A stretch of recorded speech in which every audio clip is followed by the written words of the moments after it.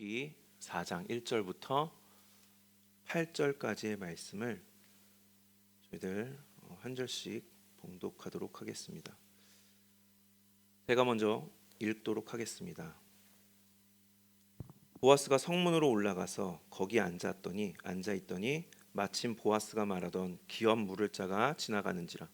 보아스가 그에게 이르되 아무개여 이리로 와서 앉으라 하니 그가 와서 앉으매 그가 그 성읍 장로 10명을 청하여 이르되 당신들은 여기 앉으라 하니 그들이 앉으매 보아스가 그 기업 물을 자에게 이르되 모압 지방에서 돌아온 나오미가 우리 형제 엘리멜렉의 소유지를 팔려 함으로 해서 그것을 사라고 내가 물으지 아니하려거든 내 고하여 알게 하라. 내 다음은 나요 그 외에는 모를 자가 없느니라. 그가 이르되 내가 물으리라 하는지라. 보아스가 이르되 네가 나오미의 손에서 그 밭을 사는 날에 곧 죽은 자의 아내 모압 여인 루색에서 사서 그의 죽은 자의 기업을 그의 이름으로 세워야 할지니라 하니 그 기업 물을 자가 이르되 나는 내 손해가 있을까 하여 나를 위하여 물으지 못하였느니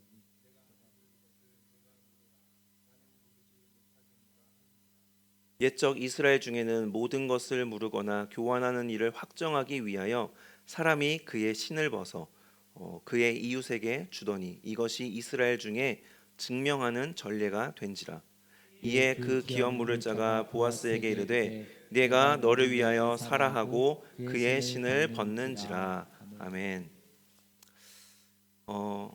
누군가 여러분들에게 나 너무 힘들어서 태블릿 PC 샀어. 나 너무 힘들어서 태블릿 PC 샀어. 이렇게 말을 한다면 그 말을 듣고 여러분들은 어떤 생각이 드시겠습니까? 이게 제가 들고 있는 게 태블릿 PC인데 쉽게 얘기해서 휴대용 컴퓨터입니다. 근데 이게 참고로 말씀드리면 그 사과 브랜드에서 나온 게 웬만한 거는 진짜 좋은 컴퓨터 한 대 값이거든요. 누가 힘들어서 나 너무 힘들어서 이거 샀어 이렇게 이야기를 한다면 어떤 생각이 드시겠습니까? 이 질문이 제가 보니까 그 MBTI 성격 유형 있지 않습니까? T형이냐 F형이냐를 판별하는 그런 질문이라고 합니다. 그래서 T형 사람들이 이 질문을 들으면 아니 그걸 왜 샀지? 그 힘든 거랑 태블릿 PC랑 무슨 상관이 있기에 그걸 샀다고 하는 거지? 이렇게 생각을 하고요. F형 사람들은 얼마나 힘들었으면 저걸 샀을까? 얼마나 마음이 힘들었길래 저걸 살 수밖에 없었을까? 라고 그렇게 생각을 한다고 합니다. 이 T형은 굉장히 논리적인 사람, 이 사고형이라서 굉장히 논리적이고 사실관계가 어떠한가를 굉장히 이것을 잘 따진다고 합니다. 반면에 F형 사람들은 이 사람 그리고 관계를 굉장히 중시하는 그 감정에 굉장히 강한 집중하는 사람들이기 때문에 사람의 어떤 마음 이런 것들에 잘 공감을 한다고 합니다. 그래서 이 T형과 F형이 이제 다투게 되면 T형 성향을 가진 사람들은 사실관계가 어떠하느냐를 막 이제 이야기를 하고 F형 사람들은 그 사실관계는 상관이 없고 그 사람이 나에게 준 상처, 나의 마음을 아프게 한 거 이런 거에 이제 집중을 한다고 합니다. 그래서 T형 사람들은 만약에 이 사실관계가 자기가 납득이 잘 되었다, 이게 정리가 됐다라고 하면 그 다툼은 이제 오케이 해결이 딱 되는 건데 F형 사람들은 이 나의 감정을 아프게 하거나 이랬을 경우 아니면 상대방의 마음을 아프게 했다 이럴 경우에 그것을 공감하고 사과를 해야지만 이것이 다툼이 이렇게 잘 원만하게 해결이 된다라고 합니다. 그런데 어떤 사람을 보면 이제 T형과 F형이 좀 이렇게 많이 상반돼 있지 않습니까? 많이 이렇게 딱 봐도 알 만큼 상반돼 있는 모습인데 어떤 사람을 보면 저 사람은 T형인가? 저 사람은 F형인가? 이것이 조금 헷갈리는 사람들이 있습니다. 정확할 때는 정확한데 또 공감을 또 잘할 때는 잘합니다. 그래서 저 사람이 F형이야? 아니면 T형이야? 성격 유형을 물어보지 않는 이상에는 잘 알 수 없는 그런 사람들이 있는데요. 오늘 본문에 이 보아스가 바로 그런 사람이 아닐까 합니다.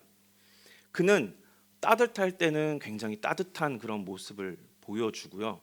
또한 정확하게 어떤 사실관계를 잘 따져야 할 때는 또한 그것을 잘 따지는 그런 모습을 보여주고 있는데 그것에 대해서 간단하게 두 가지를 한번 나눠 보고자 합니다. 먼저는 보아스의 따뜻한 모습이 어떠한 모습인가?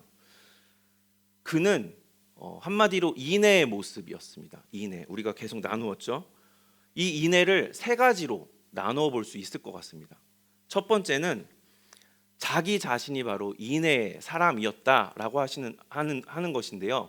이 인애란 약자를 향한 나의 자발적 충성과 사랑입니다. 그러한 인애를 이제 보아스가 보여주었다라는 것이죠. 룻이 처음 보아스의 밭에 와서 이삭을 좀 죽게 해주십시오라고 부탁을 했을 때 그는 단지 그럼 이삭을 주어가라 라고 허락만 한 게 아니었습니다.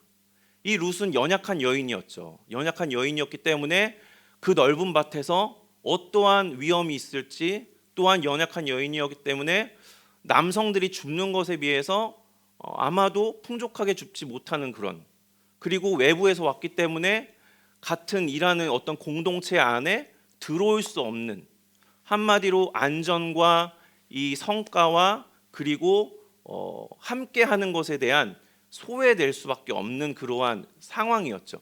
그런데 어떻게 했습니까? 보아스가 그녀가 안전할 수 있게 해주고 풍족하게 주울 수 있게 해주고 또한 식사 공동체에 초대함으로써 그녀가 외롭지 않게 해주었다라는 것입니다. 그러한 인애의 사람이었고요. 둘째로는 처음 인애보다 나중 인애가 더 컸다라는 것을 알 수가 있습니다. 룻이 타작마당에 이제 한밤중에 찾아와서 보아스에게 찾아와서 기업을 물러달라고 이렇게 요청을 하죠. 그것을 듣고 보아스가 수락합니다. 내가 그러면은 너의 요청대로 해주겠다.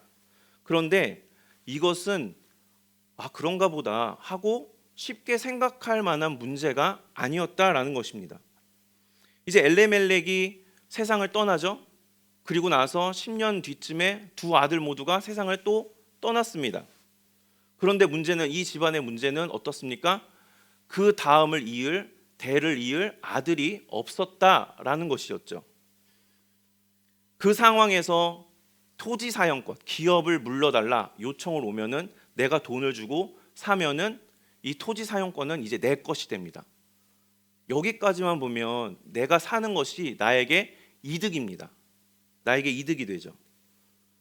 그런데 룻의 존재가 있다라고 한다면 그러면은 이야기가 달라집니다.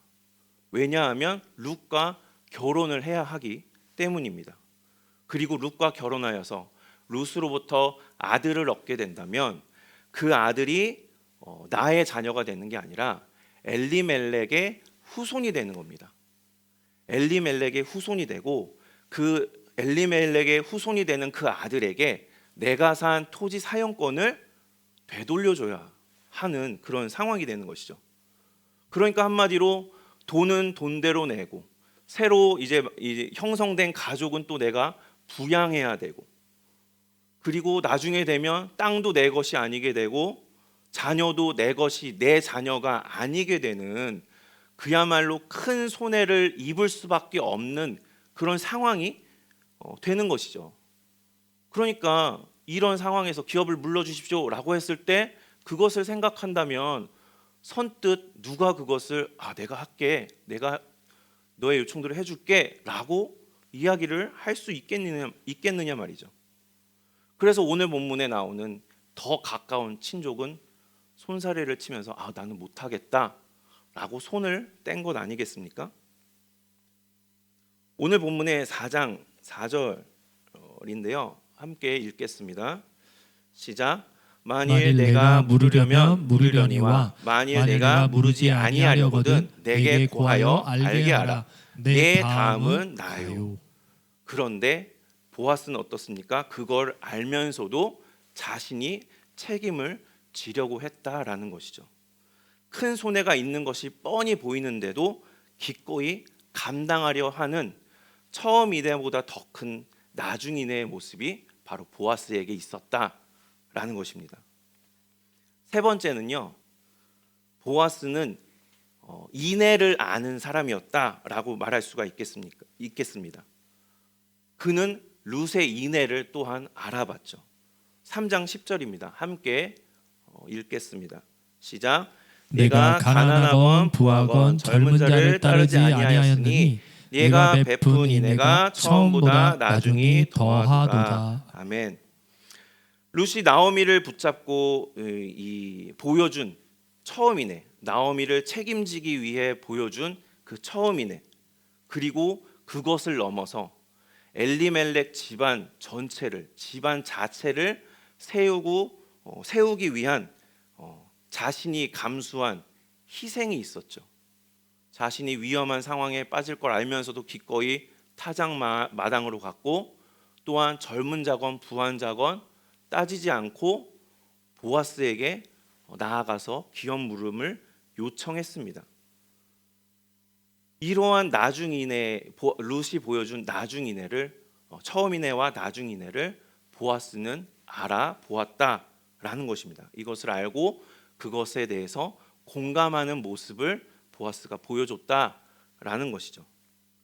이렇게 세 가지를 간단하게 나누었습니다. 자기 자신이 이내의 사람이었고, 처음 이내보다 더 큰 나중 이내가 있었고, 또한 이내를 알아보는 그런 모습. 보아스에게는 이러한 공감하는 모습, 따뜻한 그러한 모습이 보아스에게 있었다라고 우리가 이야기할 수 있겠습니다. 두 번째는요, 보아스의 정직함에 대해서 한번 이야기를, 제가 말씀을 한번 드려보겠습니다. 이 따뜻함만 있으면, 사람에 대해서 공감하는 것만 있으면 어떻습니까? 어떠한 일을 처리하는 데 있어서 이 일이 잘 풀릴 수가 있겠습니까? 아니죠. 사실관계를 잘 따져서 어떻게 해야 될지를 결정하고 행동을 해야 그 일들이 잘 풀려나갈 것입니다. 보아스가 바로 그런 사람이었다라는 겁니다. 정확했던 모습 또한 그에게 있었습니다. 이것을 두 가지로 한번 말씀을 드려보면, 그는 현재의 상황을 잘 파악했다라고 말씀드릴 수가 있겠습니다. 3장 12절을 함께 읽겠습니다. 시작. 참으로 나는 기업을 물을 자이나 기업 물을 자로서 나보다 더 가까운 사람이 있으니. 아멘. 따뜻한 마음, 이 상대방을 공감하는 그런 감정만 내세워서 나중 일을 생각하지 않고, 너가 그런 상황이었구나, 내가 그럼 책임질게 하고 그것을 섣불리 맡아서 막 일을 처리한다고 한번 생각을 해보십시오. 그런데 나중 더 가까운 친족이 아니야, 내가 물을 거야 라고 한다면 어떻게 되겠습니까? 일이 꼬여버리고 난처한 상황이 되어버리겠죠. 하지만 그는 현재의 상황 또한 잘 파악할 줄 아는 그런 사람이었습니다. 그래서 공감하고 내가 할 수 있거든, 내가 그 책임을 다하겠다 약속은 하면서도 섣부르게 결정하고 판단하지 않았다라는 것이죠. 두 번째로는요, 그러한 현실에 대해서 대처할 줄 알았다라는 것을 우리가 볼 수가 있겠습니다. 제가 4절, 5절만 띄웠는데요. 죄송하지만 4절과 5절 같이 좀 앞에 본문을 띄워주시겠습니까? 네, 4절과 5절을 함께 읽겠습니다. 시작. 내가 여기 앉은 이들과 내 백성의 장로들 앞에서 그것을 사라고 내게 말하여 알게 하려 하였노라. 만일 내가 물으려면 물으려니와 만일 내가 물으지 아니하려거든 내게 고하여 알게 하라. 내 다음은 나요 그 외에는 물을 자가 없느니라 하니 그가 이르되 내가 물으리라 하는지라. 보아스가 이르되 내가 나오미의 손에서 그 밭을 사는 날에 곧 죽은 자의 아내 모압 여인 루색에서 사서 그 죽은 자의 기업을 그의 이름으로 세워야 할지니라 하니. 아멘. 보아스가 더 가까운 친족에게 이제 찾아가서 기업을 물을 수 있느냐라고 이제 묻죠.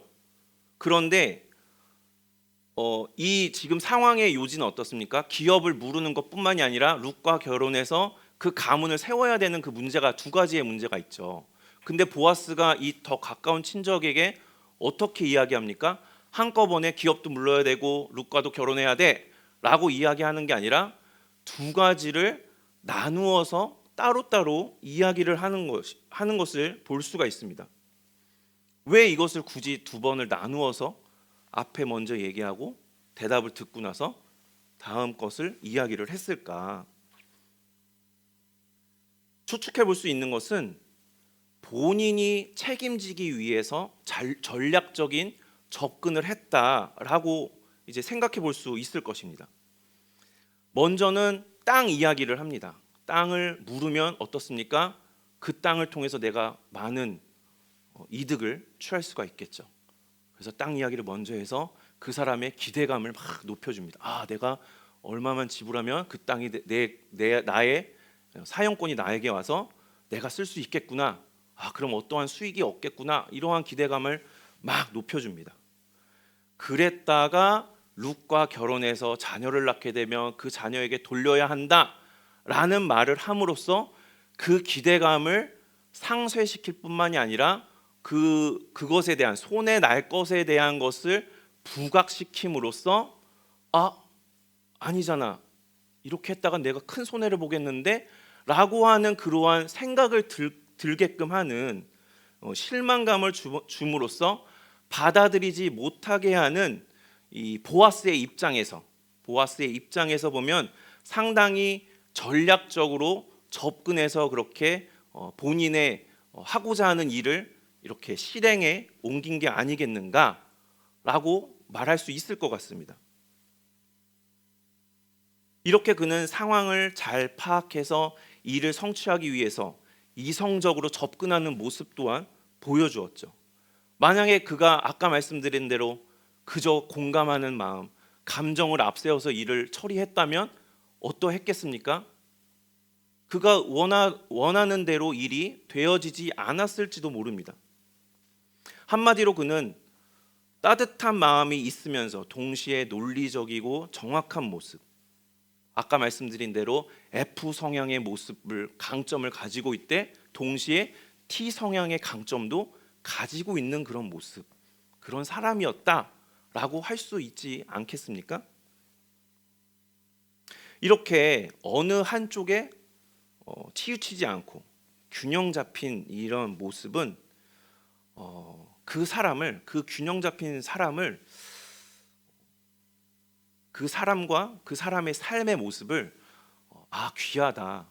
저 사람의 모습이 참 아름답구나 라고 생각하게 만들지 않을까 싶은데요. 보아스의 모습을 보면은 그의 모습이 귀하다고 할 수 있는 모습 아닙니까? 그의 모습이 참 아름답구나. 그가 행한 일이 참 아름다운 것이구나 라고 할 수 있지 않겠습니까? 보아스처럼 예수님의 삶, 예수님 그 분 자체가 바로 그러하셨죠. 예수님 역시도 어느 한쪽에 치우치지 않고 양쪽의 모습을 다 보여주셨기 때문에 그분이 보여주신 사역이 굉장히 감동적이면서 우리의 마음을 따뜻하게 하는 그러한 감동적이면서 동시에 굉장한 성과를 이루신 그 사역을 보여주셨죠. 그 두 가지가 동시에 다 예수님에게서 나타나니 우리가 그분을 향해서 무엇라고 이야기합니까? 귀하신 분, 아름다운 모습, 이렇게 우리가 찬양하는 것 아니겠습니까? 요한복음 8장 11절을 보시면 이 가늠하다 잡혀온 여인에 대한 예수님께서 말씀하시는 부분이 있는데요. 함께 읽겠습니다. 시작. 예수께서 이르시되 나도 너를 정죄하지 아니하노니 가서 다시는 죄를 범하지 말라 하시니라. 아멘.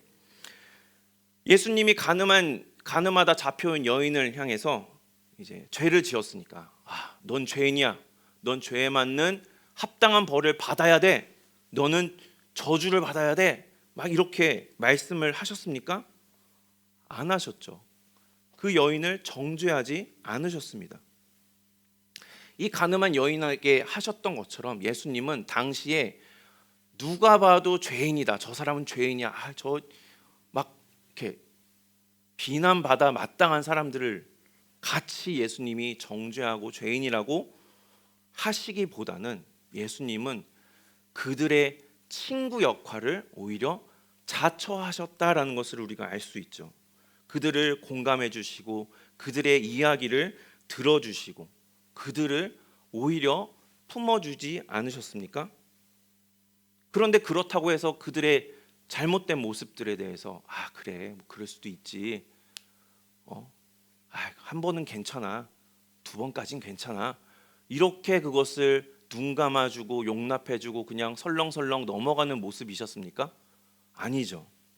죄에 대해서 11절 말씀처럼 죄에 대해서는 단호하게 그건 죄야, 죄는 지으면 안 돼, 죄로부터 멀어져야 돼 라고 해야 될 말씀은 또한 분명하게 하신 겁니다. 그러니까 예수님이 하신 이 사역의 전체적인 모습을 한번 생각을 해보면 예수님께서 인간의 몸을 입고 오셔서 공감과 사랑의 사역을 하셨죠. 우리 인간의 입장에서 인간을 이해하시고 인간의 입장을 대변해 주셨습니다. 그런데 어떻습니까? 반대로 정확하게 해야 될 때는 또 정확하게 하셨죠. 들어야 할 말씀, 누가 뭐라 하고 누가 막 비난을 해도 들어야 할 말씀은 그들을 향해서 정확하게 잘못됐다, 이건 이렇게 해야 된다 라고 말씀하셨습니다. 예수님이 달리신 십자가 죽음이 바로 그 균형 자체가 아닐까 싶습니다. 죄를 입은 인간에 대한 사랑과 공감인 동시에 그 구원받을 수 없는 인간을 죄에서 구원하시기 위한 정확한 판단과 그에 따른 대처,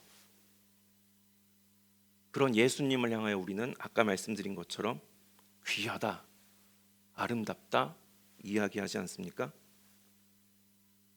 우리의 삶도 이렇게 귀하고 아름다운 삶이 될 수 있기를 소망합니다. 인애로운 따뜻한 모습이면서 동시에 신앙인으로서 우리가 바로 서기 위해 나 자신을 정확히 볼 줄 알고 그에 따른 내가 어떻게 해야 되는지를 바로 잡아가는 그런 모습이 될 수 있으면 좋겠습니다. 말씀을 통해서 우리가 말씀을 통해서 나 자신을, 우리 모두를 그런 귀하고 아름다운 모습, 균형 잡힌 모습으로 만들어 갈 수 있으면 좋겠습니다.